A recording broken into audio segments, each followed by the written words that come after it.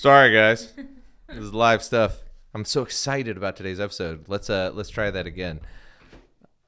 Today on the Pious Reflections podcast, we discuss the trend of Christian masculinity and what is wrong with it. We also explore the life of St. Maximillian Kolbe and what he can teach us about what it means to be a man. But first, Elon Musk gets pwned by PC Magazine, maybe. Also, Matt Walsh caves under the pressure, and we can only wonder what other peer pressure campaigns will work on him next. I'm Daniel Roberts. This is the Pious Reflections podcast.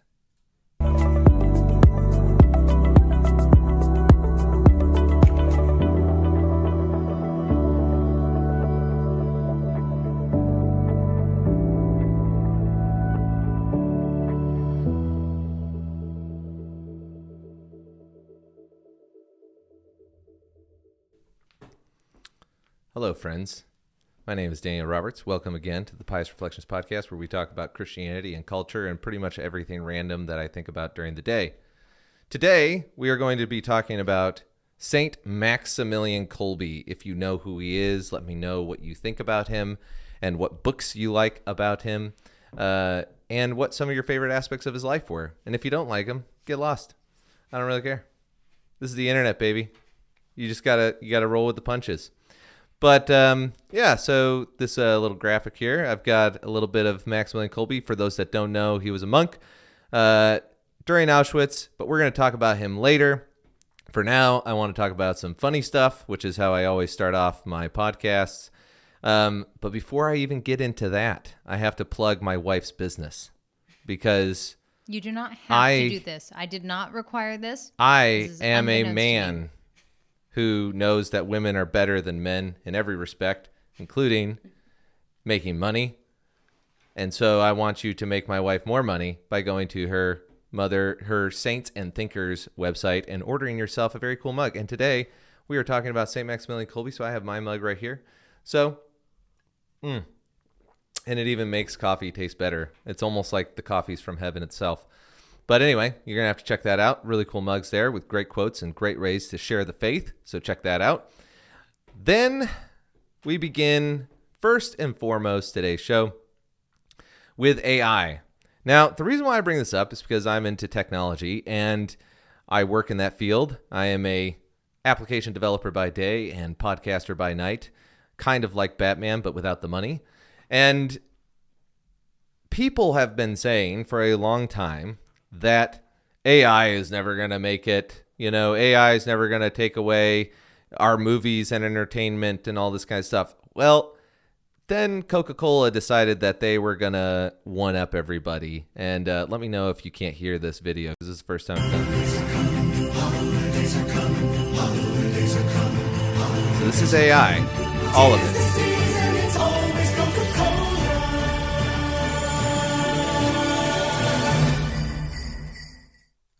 Okay, so was that loud for you?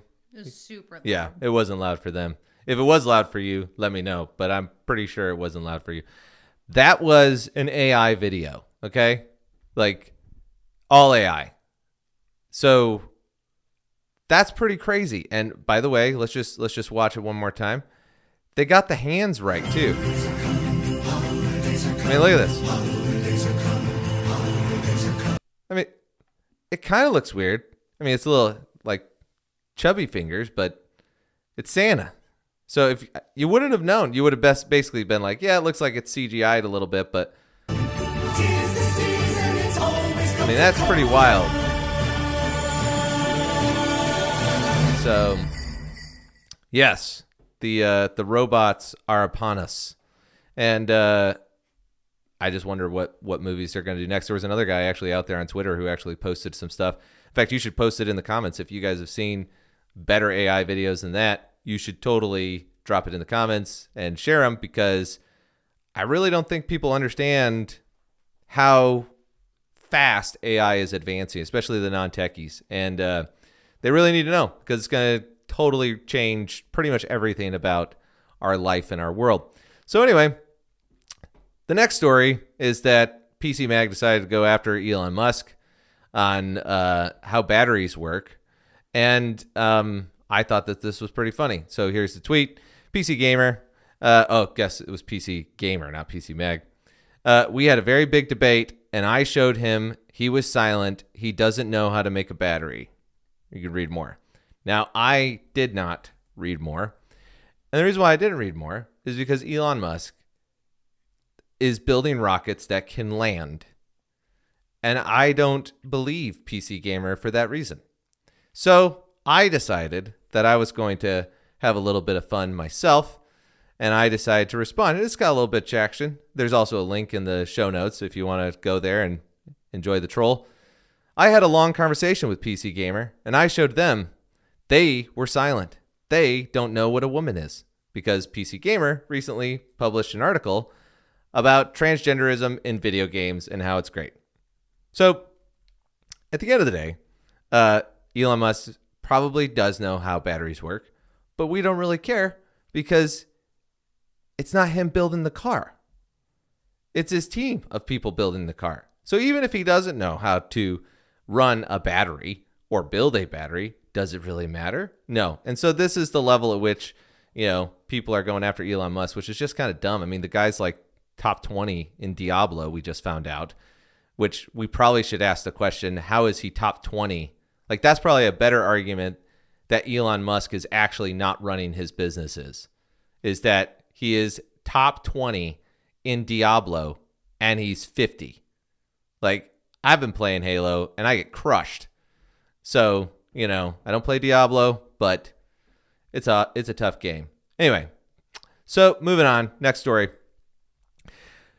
Third story before we get into St. Maximillian Kolbe, and I feel like this ties in well because it's kind of a demasculinating story. It's very sad to say that Matt Walsh caved under pressure on the raw milk. We thought he was going to stand strong. He's always known for staying strong. Nobody can push him over.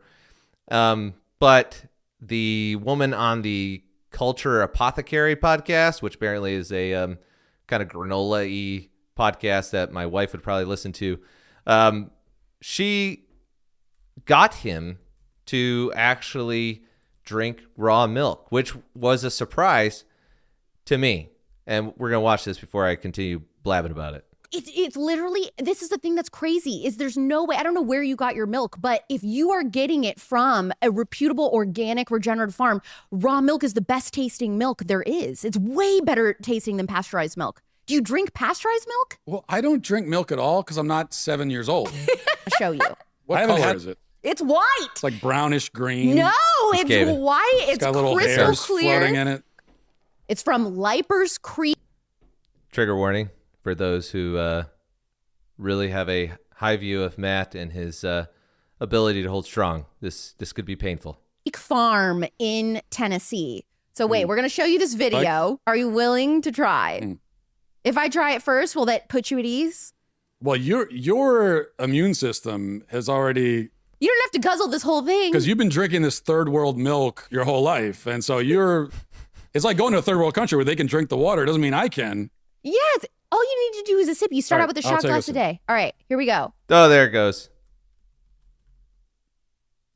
Horrifying. Oh my gosh. Painful to watch. You do have to wonder, though, what's next? Is he going to cave under the pressure to smoke a joint on Joe Rogan's podcast? Is that what's next, Matt? I don't know that you're going to see this, but I think we're all very disappointed. Anybody who's a Daily Wire fan, we really thought you were going to hold strong on that. And now we just question if you're just, maybe one day you're going to wake up and say you're a woman. Maybe that's what's next. We don't know. But it leads us to our next topic on masculinity and what actually is true Christian masculinity. And I'm very excited about this episode today, mainly because I feel like I have my show organized better and I'm not running rapid fire through every single point, although maybe you feel that way.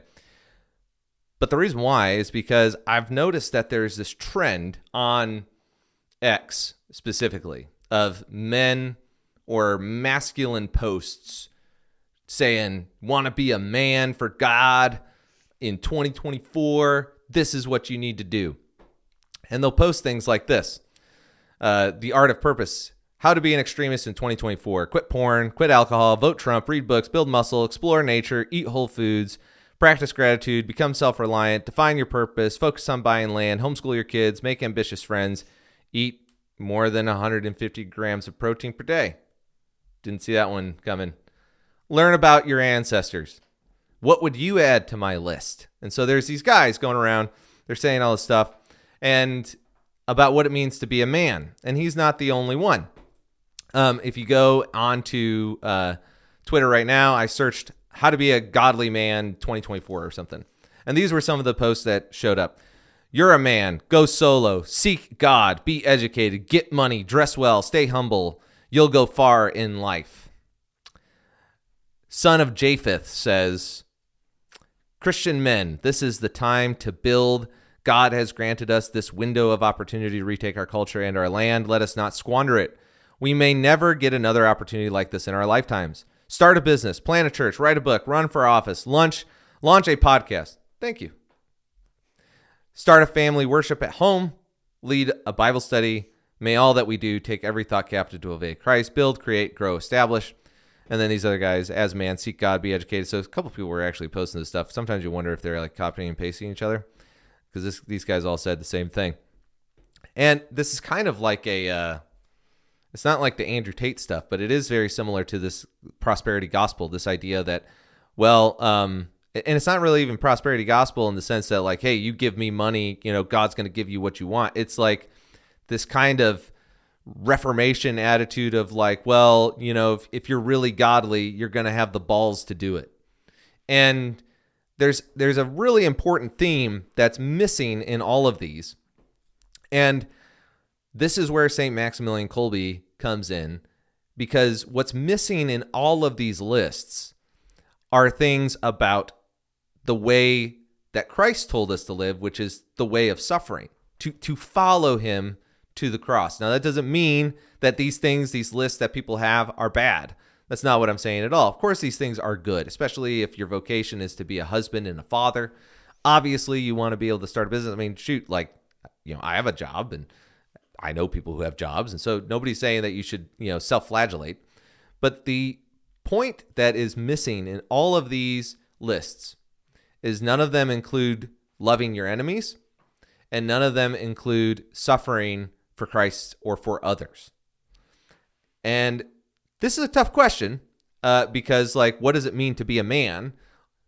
Has to include something about suffering, because it's in the same way that a woman's potential for childbearing is unique to her, a man's potential for suffering, I think, is unique to him. The way in which he can imitate Christ in his suffering is a unique way in which men are distinguished from women in the way they relate to Christ. And so if you watched our episode yesterday, we talked about Mary and women. And so today we're going to talk about St. Maximillian Kolbe, who had a devout life to the Blessed Mother. And as is the case with most saints who, in fact, I don't know of one that doesn't, but saints who have a devotion to Mary, they end up living and dying very similar to Christ. And that's what we're going to find from St. Maximillian Kolbe's story today. So where I'm pulling from is this book by André Fréchard, Forget Not Love, The Passion of Maximillian Kolbe. And this book is really good. If you haven't gotten it, I put a link in the show notes. You can go to Amazon and pick it up. And it's a referral link, so that helps me out a little bit. What is really cool about this that most people don't know is that André Fréchard was a Jewish man who was in Germany during the same time period. He wasn't in Auschwitz, but he was in the ghettos as a Jewish man. And so he's writing from a really, really relevant perspective on the subject. But what we're going to find as we dive into Maximillian Kolbe's life is we're going to find an example of what it means to suffer, and not to go pursue suffering, but to go and be willing to accept whatever suffering Christ asks of us, because it's only in suffering that we actually can imitate Christ to the fullest. And so as we go through this, as I have on my mug, we're just going to give you a little bit, whet your appetite a little bit for some of the things that Maximillian talked about. He said, the most deadly poison of our times is indifference. And this happens although the praise of God should know no limits. Let us strive, therefore, to praise him to the greatest extent of our powers.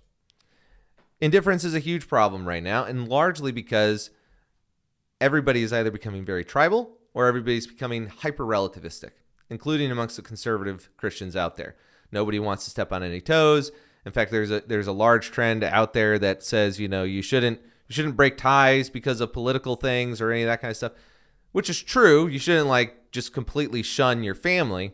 However, when it comes to the political and ideological ideas that are of our time, the compromises that are being done are furthering an indifference.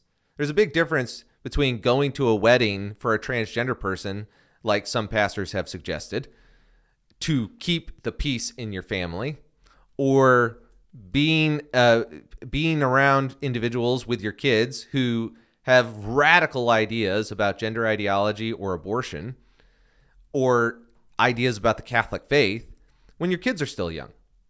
So, sometimes you're going to have to take a fast or a break from some people in your family. And I think that is totally healthy. It's called boundaries. I don't think it's a problem. But to completely and totally break off, that seems to be more of the problem. But with Maximillian Kolbe's time, we had nationalism on the rise. You had communism on the rise, Marxism on the rise. He also was a very patriotic Polish man.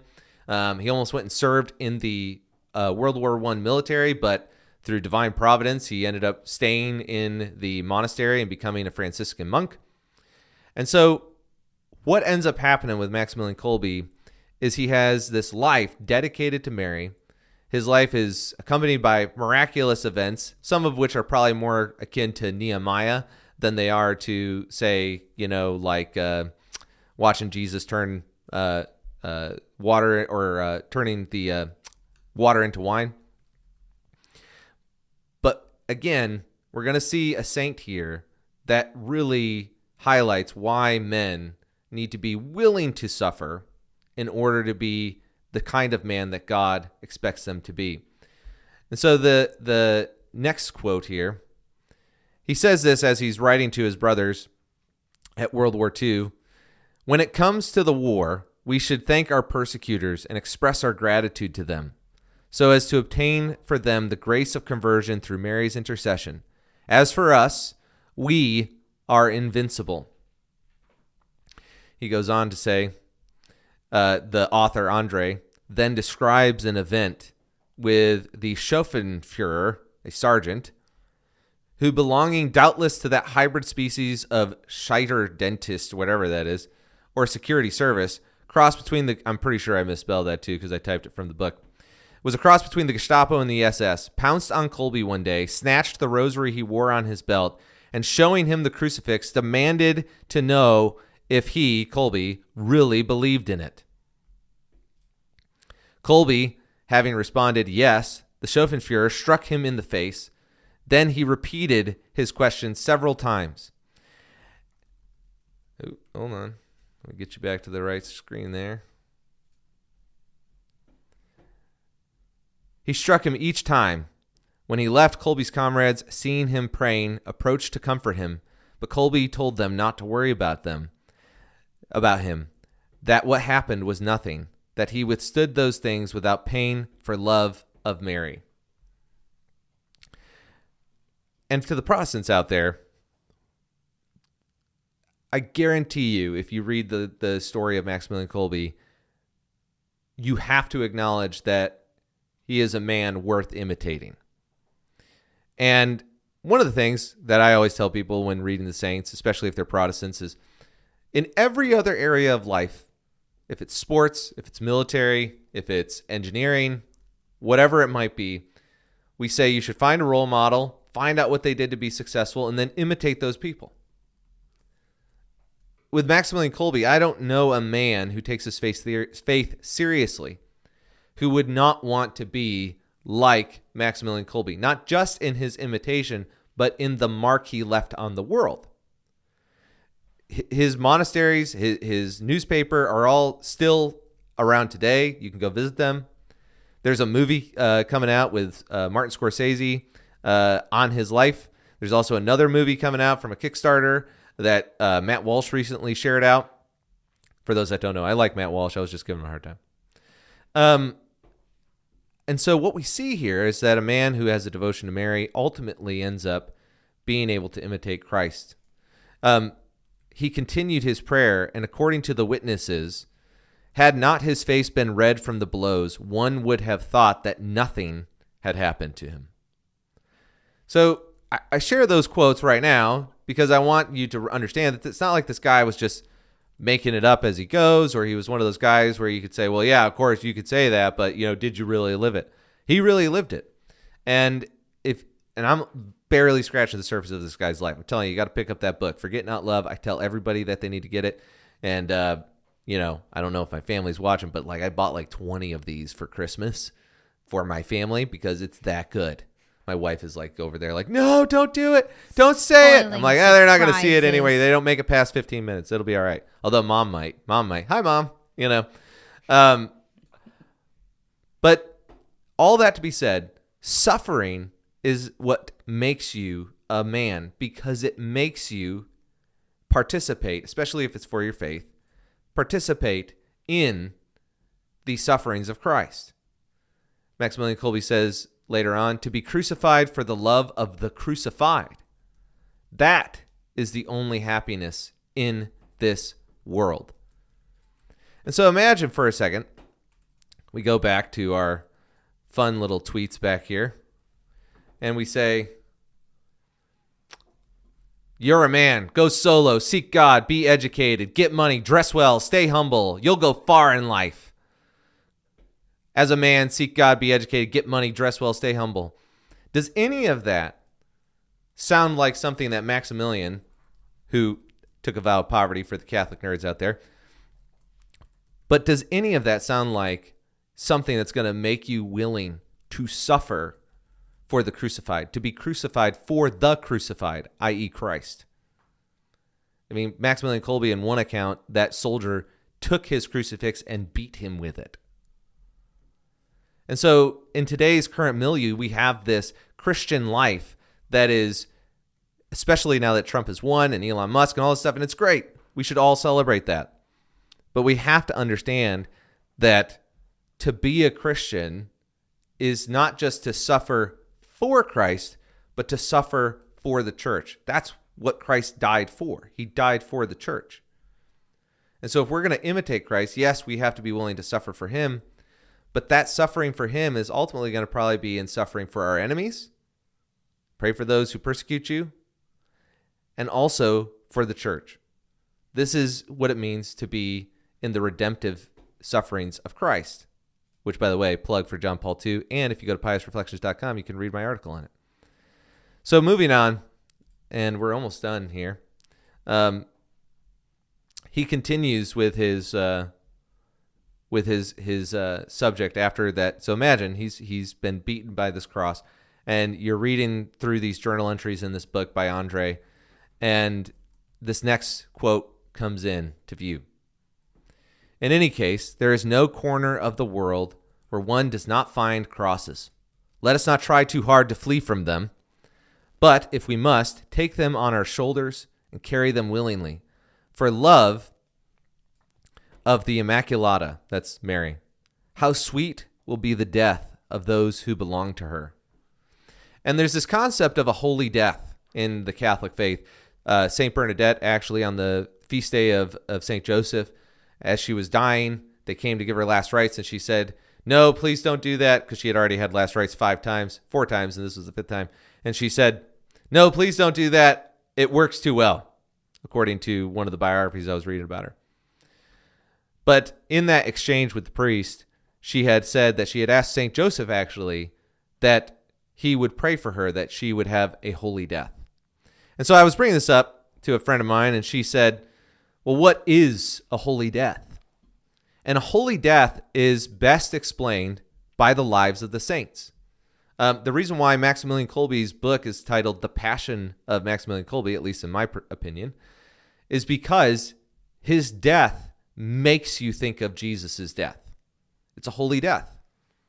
A holy death is when you die, your posture in your death is oriented towards heaven and not towards the things of this world, not towards your education, not towards your rockets, not towards the presidency, not towards your nation, but to the kingdom of God, to the kingdom of heaven. And so Maximillian Kolbe sticks out, which is why in this image that we have for this episode today, in the background are Elon Musk and Trump. And in the foreground is St. Maximillian Kolbe, because while we want to be successful men, we have to be understanding that what we are willing to suffer for ultimately tells us what we love. And so Maximillian Kolbe, continuing on, we enter into the starvation chamber. And I'm going to set this up a little bit for people who don't know. But basically what happened was St. Maximillian Kolbe, before he was in Auschwitz, had a printing press. He had this incredible operation of media. He is the patron saint of people in mass media. He's also the patron saint of pro-life. And, any Catholics who are watching right now, let me know how you guys figure out the patron saint stuff, because it certainly seems like that list just continues to grow based on, like, I don't know, a kind of community note system within the Catholic Church. But anyway, that's besides the point. So one of the things that ended up happening was that before he becomes the saint that we all know and love, he was actually kind of made fun of a lot by his Catholic brothers because he had tuberculosis. He was weak and wheezy. He couldn't speak very loud. He was oftentimes, one time they said mass for him because they thought he had died because his health was so weak. And when he was in the monasteries and stuff, he would usually get made fun of for this weakness. And his tendency to cry easily was another point of ridicule. These are things that today's macho masculine guys would say, "Oh, no, that's not a Christian man. That's nothing. That's sissy stuff." And what's interesting as we go through this Auschwitz experience, as he enters into the starvation chamber, willingly taking the place of another man, Maximillian Kolbe shows us what real masculinity is like. It's not about how big your muscles are. It's not about how big your bank account is. It's not about whether or not you can disassemble and reassemble an AR-15 or any of those kinds of things. Watch, I'm going to get like a strike on my channel because I mentioned a gun. But it's about the fact that this man willingly went in place of another. And who does that sound like? Christ willingly takes our place on the cross in place of us. So as he enters into this, and I just want to make sure I haven't missed anything. Nope. Andre sets up the stage. They're about to stick Maximillian Kolbe and 10 other prisoners into the starvation chamber because a prisoner has fled Auschwitz. And the first thing that usually happens is dehydration. He says, hunger is terrible, but thirst is even worse. Dehydration attacks the brain, cells first, and unleashes silent storms of nightmares and hallucinations. So in this starvation chamber is Maximillian Kolbe with 9 other people, I believe. And as he's in there, the prisoners have to go in and out to take out the dead. And one by one, they keep dropping.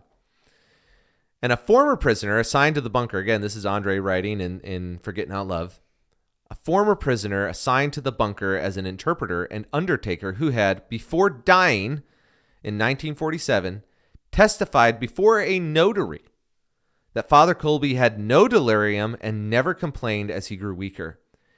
He did his best to comfort his companions. When they went to take out the corpses, he was most often found standing or kneeling, praying or singing a canticle, repeated by the chorus around him, meaning the prisoners around him were singing. The witnesses passing in the corridor said that he thought he was in church. In Auschwitz, in church. Men who know what they love are going to be able to suffer for it. Men who decide that they're going to pursue whatever their passions are today or tomorrow, whether that be money or health or any of those kinds of things, eventually will find themselves in what Christians call the dark night of the soul. That time where you have to walk through the agony of the garden, just like Christ did. Are you going to fall asleep? Or are you going to pray and persevere and sweat drops of blood? These are the marks of a godly man, of a saint. Men are called to be sufferers for the kingdom of God. Now, that doesn't mean that you pursue it. That doesn't mean self-flagellation. It means, here I am, Lord, send me. And if that means suffering, then so be it. Amen, is what you're supposed to say. And so, as I said before, the Catholics that Maximillian Kolbe was often a part of, yes, he had friends and he had support and people who loved him, but he had a lot of people who mocked him and made fun of him, especially when he went to Japan, and the Japanese Catholics mocked him because they said his writing wasn't good enough and that the publication that he had decided to produce was not up to Japanese standards. It eventually became one of the largest Catholic publications in Japan. And I believe it became the largest Catholic publication in a non-Catholic country. And so we don't have time to get into it today, but Nagasaki is a real cool thing. So coming back to about Maximillian Kolbe's life. So coming back to that, keep in mind, this man was weak. He was mocked by his Christian brothers and sisters for being weak and wheezy, really more his Christian brothers. And for crying too often, all of the things we would typically say as a beta male. But this man had courage despite his weakness. And he was willing to suffer for Christ no matter what. And he saw himself as invincible. And he wrote one day to his mom, he said, Mom, in all of his health problems and all this stuff, he said, Mom, don't worry. It's not easy to die. And this is ironic because everybody thought that Maximillian Kolbe was going to die at any moment during his life. And so what's interesting about this, in our conversation about what is masculinity, as the jailers walked into this cell one last time, there were only 3 people left with Maximillian Kolbe. And the 3 men were laying on the ground, and Maximillian Kolbe was off in the corner. And he still wouldn't die. And they had to pierce him with a poison in a syringe in order to kill him. And as they killed him, the last thing that the witnesses heard the jailers say was this. The jailers themselves were astonished. This is a man, they said. And again, when we think about the Passion of Christ, surely this man was the Son of God. Not Maximillian Kolbe, but Jesus Christ. But we can look at Maximillian Kolbe and say, surely this man was a witness to Christ or a child of God. So, what is a man? A man is someone who's willing to take up his cross and follow Christ into the agony of the garden, the scourging of the pillar, the crowning of thorns, the carrying of the cross, and ultimately crucifixion, if providence deems it so. I'm Daniel Roberts. This is Pious Reflections. Thanks for listening. Keep thinking.